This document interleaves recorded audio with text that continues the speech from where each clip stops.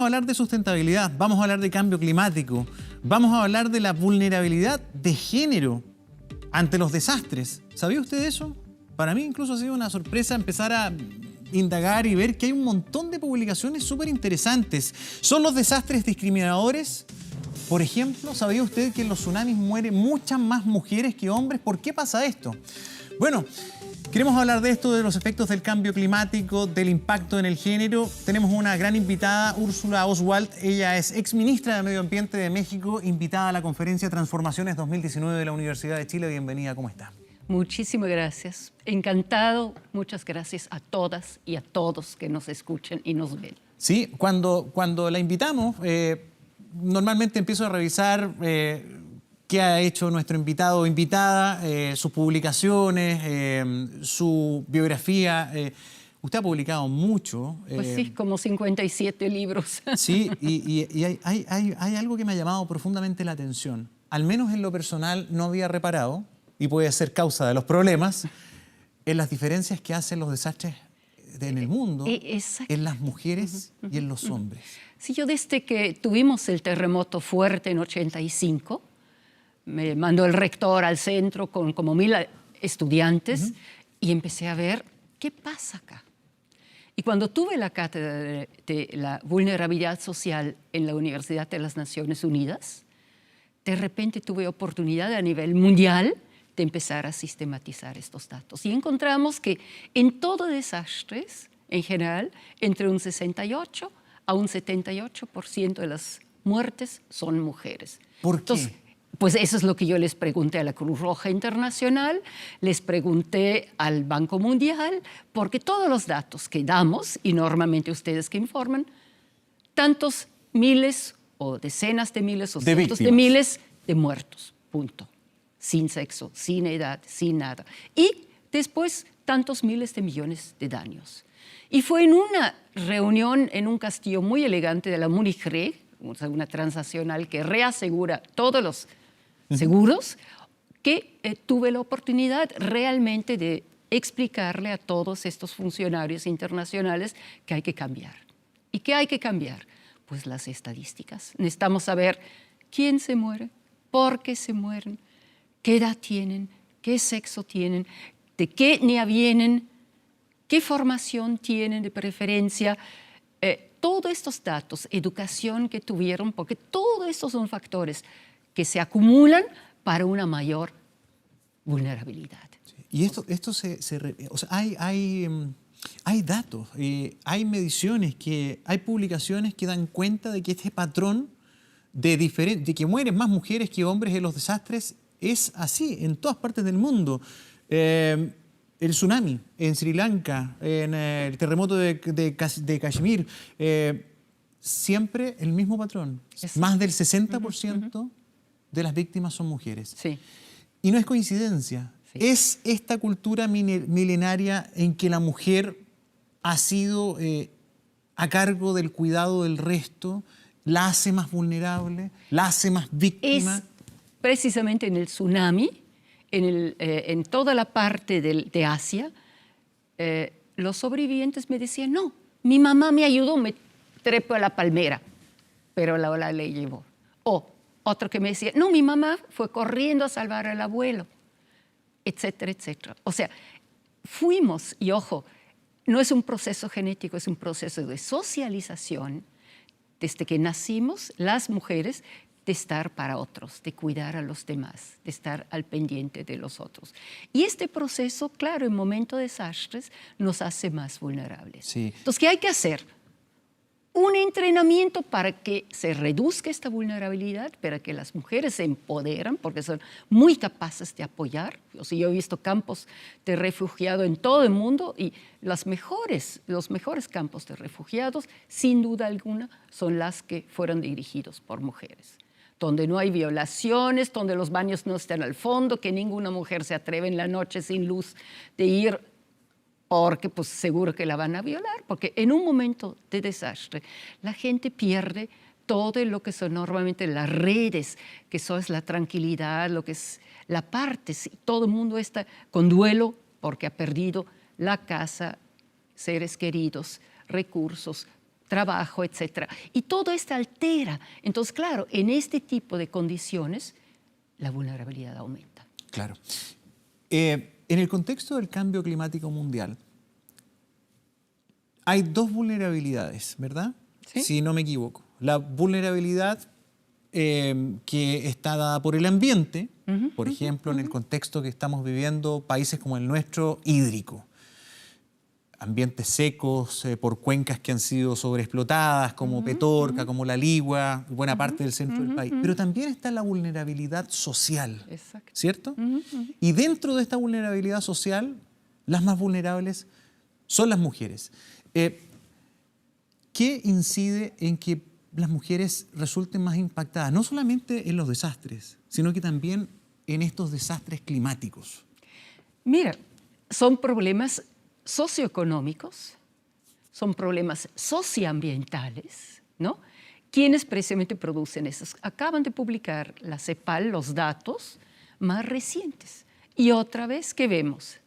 Las mujeres tienen los empleos más precarios, tienen los ingresos menores, tienen la educación menor, tienen mayor desempleo, tienen obviamente por lo mismo condiciones de más pobreza. Y cuando vamos a grupos étnicos o afroamericanos en América Latina, todavía aumenta. Entonces, y cuando vamos a migrantes, peor tantito. Entonces tenemos una acumulación de procesos que son muy complejos y que simplemente suman. Y estos pues aumentan este proceso y reducen un tema que normalmente ahorita estamos trabajando, que es la resiliencia, la capacidad de enfrentar un proceso sin dañarse a uno mismo, sino salir airoso. Yo vengo de México, estamos entre dos océanos calentándose, ¿no? Por lo tanto, los huracanes ya los tenemos, los contamos A, B, C, D, F, G por números, ¿no? Y no hay duda, hemos aprendido a manejar en las costas, pero por otra parte un huracán que nos trae agua. Y estamos igual como ustedes en Chile en este momento sufriendo en la mayor parte del país con una fuerte sequía. Entonces, hay un problema claro, cada vez hay menos precipitaciones y el cambio climático nos va todavía evaporar más el agua, por lo tanto nos va a quitar más el agua, los vientos alisios van a llevar gran parte de esta agua que antes caía en nuestros países hacia el Pacífico y entonces pues ahí tenemos un problema de pérdida, por ejemplo, de disponibilidad de agua. O sea, nosotros en México estamos estimando una pérdida de un 18% de la precipitación y esto es fuerte. ¿Ustedes ven que este proceso sea estacionario? Lo pregunto porque si uno mira la estadística hacia atrás, no yendo muchos años, por ejemplo acá en Chile, parece que lo que está ocurriendo hoy día no hubiera ocurrido nunca, pero sí hemos tenido episodios de sequía muy agudos y después se ha recompuesto y volvemos a los niveles normales y parece que todo pasó. Mira, en el panel intergubernamental de cambio climático lo que hemos hecho es analizar estas tendencias.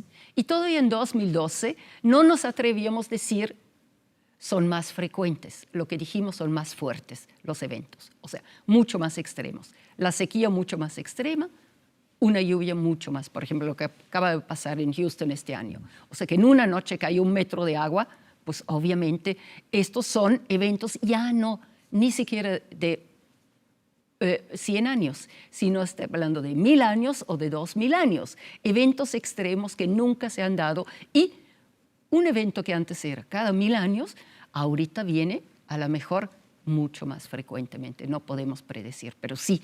Y la otra parte, en los últimos reportes, simplemente se ve que sí también hay más eventos. Entonces, hay que prepararse. Y claro, ahí está el tema crucial de la vulnerabilidad, para regresar.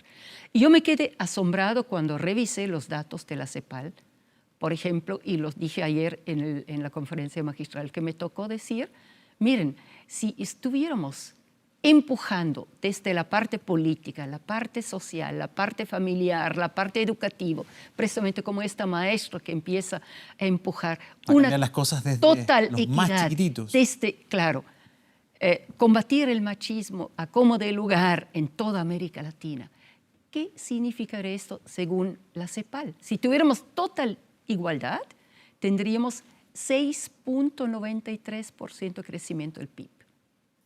Ok, señores presidentes, porque necesitamos señoras presidentas, Todo ¿no? lo tenemos que llevar a dinero Exacto, para que la gente para que, empiece a para que pensar, hagamos clic, ¿no? parecen los seres humanos y digamos, o sea, Claro, vamos a aquí ahorrar hay una plata, ya, ventaja. hagamos el cambio porque nos conviene. Exacto. O Cuando por hay ejemplo, una serie de beneficios, externalidades positivas, muy deseables con todas estas cosas. claro, no necesitaríamos decir nada más que es plata, Exactamente. sino realmente pudiéramos decir, no, es un problema. Por ejemplo, el puro hecho si aumentáramos cada año sistemáticamente 1% de esta discriminación existente, pudiéramos tener un crecimiento de 2.14% del PIB.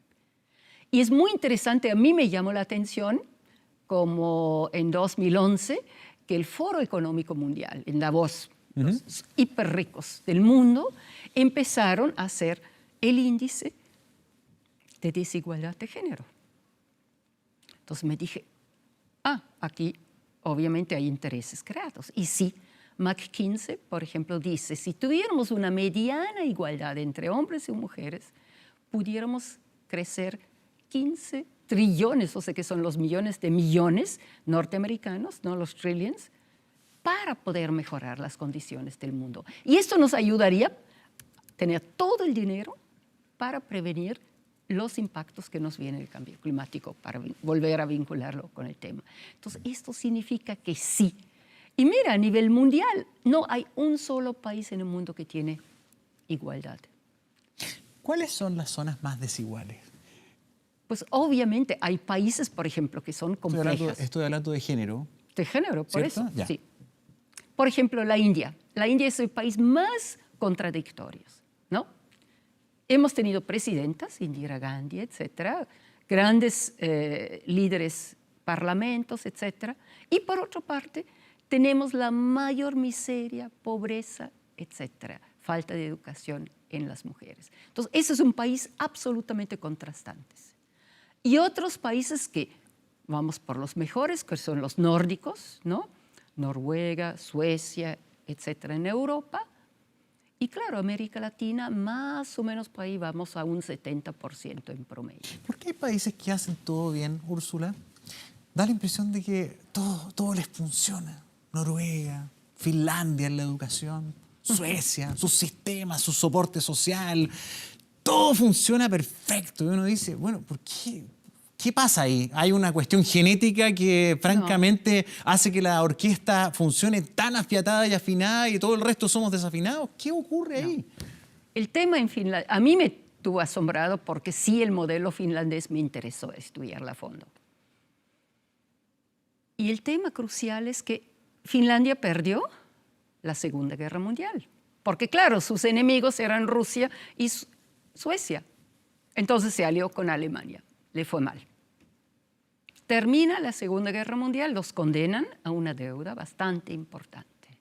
Pero además Rusia le quita casi una quinta parte del territorio. Del territorio. Reciben una cantidad de migrantes porque los finlandeses no quieren quedarse en Rusia, se vienen. Pero además Rusia, comparado con nosotros, muy importante saberlo, tenía dos grupos étnicos, los esquimales y los inuit. Totalmente subdesarrollado en condiciones de absoluta pobreza, etc. Retraso tecnológico. Okay. ¿Qué hace Finlandia frente a esto? Se sienten todos los actores del país y el gobierno pregunta muy honestamente, señores empresarios, los que tienen el dinero, ¿cuánto necesitan ganar para mantener sus fábricas y para desarrollarse? Dicen 6%. Calcúlenle en nuestra América Latina que nadie por 6% le entra, ¿no? Todos quieren triplicar, quintuplicar estas ganancias. Entonces, perfecto. ¿Y qué hizo el gobierno? Invertir en educación, completamente, en ciencia y tecnología.